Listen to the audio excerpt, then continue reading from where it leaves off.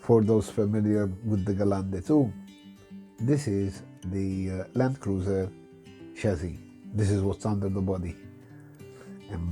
I have up front, hang on, here, my winch. I think this is the third winch I've put on here that I managed to break. The gears just rip off, and I don't think it can handle the weight. In fact, manufacturer states it's only rated for so many kilos, and it weighs more than that. And I keep ripping and tearing up the gears in the winch. So I've been wanting to do a servo winch in this for a long time, and to make sure I don't put on a new winch, I even cut the wire out this time to remind me not to do it again. Now the problem here is where to put the servo. I've come up with a solution.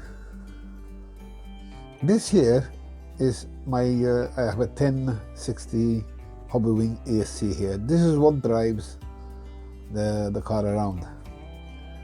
Here you will see another 1060, which I was originally using as my winch controller. So I've come up with a plan. If I remove this from here, place it like this on the other side. That would mean rewiring everything, but I'm willing to do that. So I will free this area up here, put my servo winch there on the factory plate there, and mount it a bit higher to let the spool turn freely. And then I want to use, I've been thinking about this one, was once I tried copper tubing, and there was so much friction all the way to the front that the winch was struggling just fighting the friction, let alone the weight of the whole car.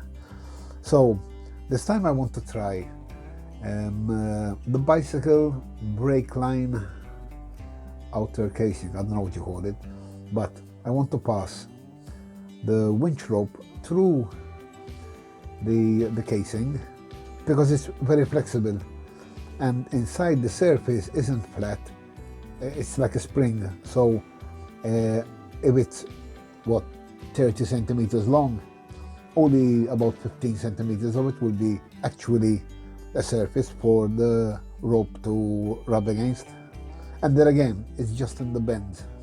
Anyway, I want to try that, and I thought you guys would want to follow along and see what I'm doing. I'm sure you'll find it interesting. So, as you can see, I removed all the electronics, all the wires, and started installing the new plate for the ESC that drives the car itself, which was originally in this position. This is some of the stuff I pulled off it, and I want to put it all back, of course, neatly, and adding this here somehow.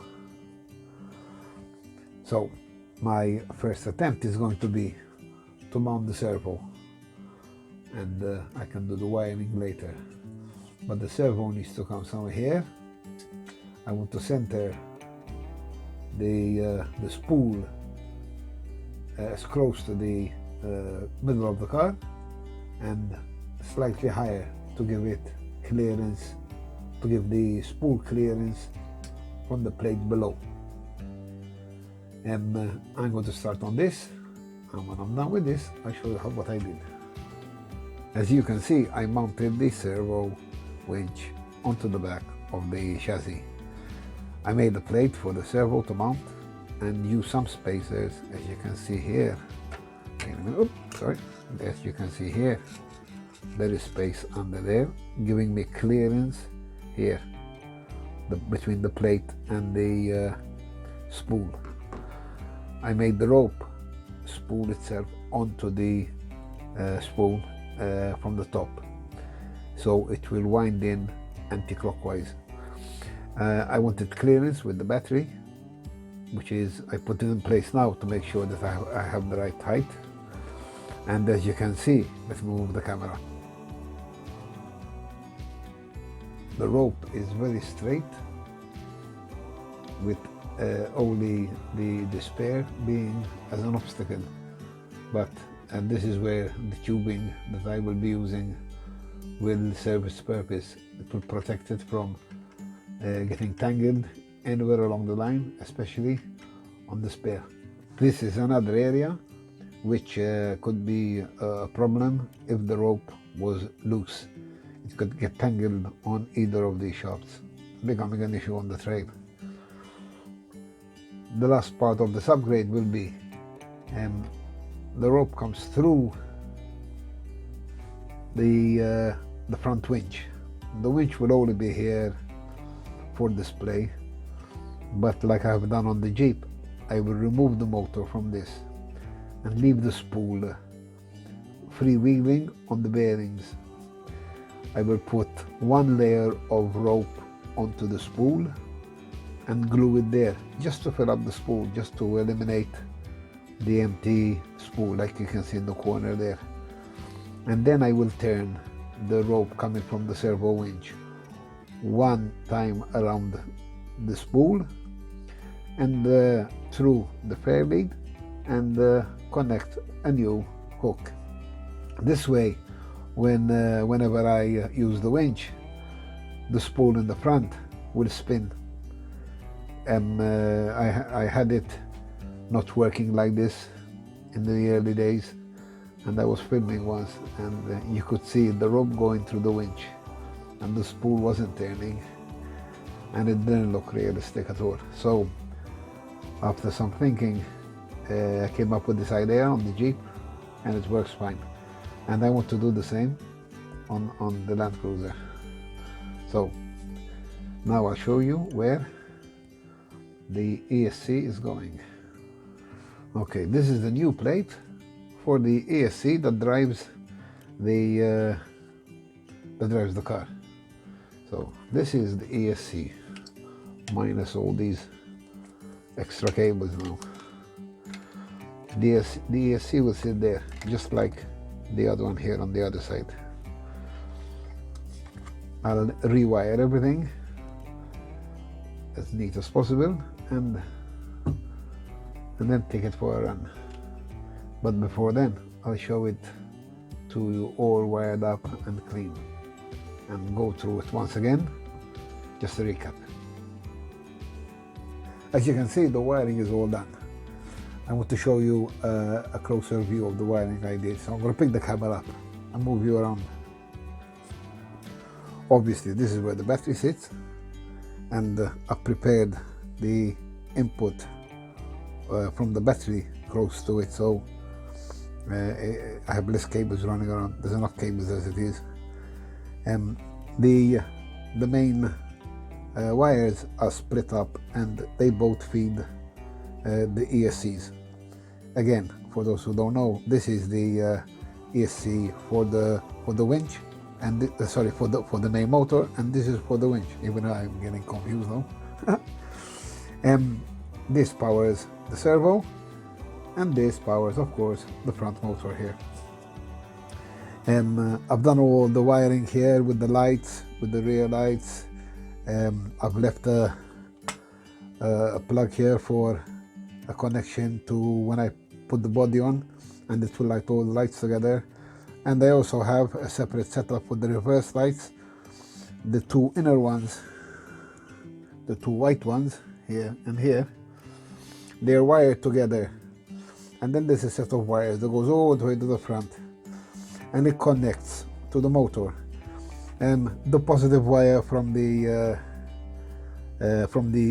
reverse light LEDs, the positive goes on the negative, and the negative wire from the LEDs goes to the positive. The intention is that the LEDs will only switch on when you put the motor in reverse. The polarity is reversed. Otherwise, going forward, the LEDs don't switch on. Quick tip for cheap and easy reverse lights.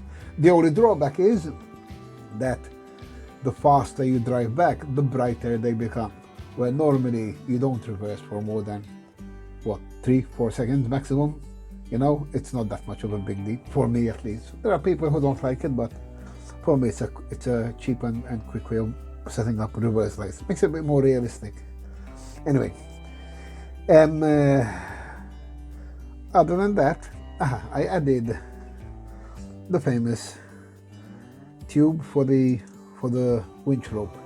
I didn't want any rope loose around the shafts here or anywhere else, especially around this gear here, because as you can see it's passing right over it. So I got some tubing and passed the rope through it, and there you are, straight line. And this is, I left this flexible here so it can move left and right according to where it needs to spool. Plus I have my battery here, and even when you put the body in, it might be pushed down a bit, so I didn't want to make something solid. So the next step is to remove the original winch, remove the motor, and leave the spool free to spin for when I turn on the other winch. I'll show you that soon. Okay, I've removed the winch from its original location, and I'm going to open it up and show you how you can free spool the spool itself. Okay, so you need a 1.5mm hex driver. Remove your plate from the bottom of the winch using the 1.5. I already cut my rope to be able to free it. Okay, and you have 4 screws, 1, 2, 3, 4, all needing a 1.5mm hex driver. After you've removed them, simply open that up, pick up your lever, put it away, and remove the whole unit. There. I'm not going to need this rope anymore, so I'm going to, or pieces of it maybe I'll need. Now, there is a grub screw here which fastens the spool to the shaft of the gearbox. I'm going to totally remove it. I removed it. And now the spool is free to turn on the shaft itself. Remember, the gearbox on this is broken, so it's not important that this works anymore. All I wanted to do is turn freely. While I have it here, I'm going to trim those wires away, which I no longer need anyway. There. Okay. Now, off camera, I'm going to wind this up here. Something similar. Unscrew the end, just to leave a layer of rope to show that the spool has some rope on it, you know, and not leave just a bare spool. And when I've done that, I'll get back to you and I'll reassemble it. Okay, I've done what I said I'd do, the gluing of the rope onto the spool. And now, very simply, slide this in here. Remember, there's no grub screw. There it is. There's no grub screw now, so it's free to turn. I'm going to place this back in here, and you see it's free to turn now. Okay, place the, normally I forget this out, but for once I'm gonna have to do it twice. There we are. Leave it in as well. Now that's it, it's ready. It spins freely, as you can see. Alright, now I'm going to assemble this, put the plate on, put it back on the car. And when I put it back on the car, I'm going to show you how I'm going to pass the cable from the winch, the servo winch at the back, through this, through the front, and see it working realistically. Get back to you soon. Okay, as you can see, the winch is mounted back in place. The rope is glued and dried on the spool, and I passed the new rope. In fact, you can tell the different colors, but they'll blend in within time once it gets dirty. The new rope passes under the spool, over the spool, it winds around it, under the spool again, and out to the front. And here is a demonstration of the spool working.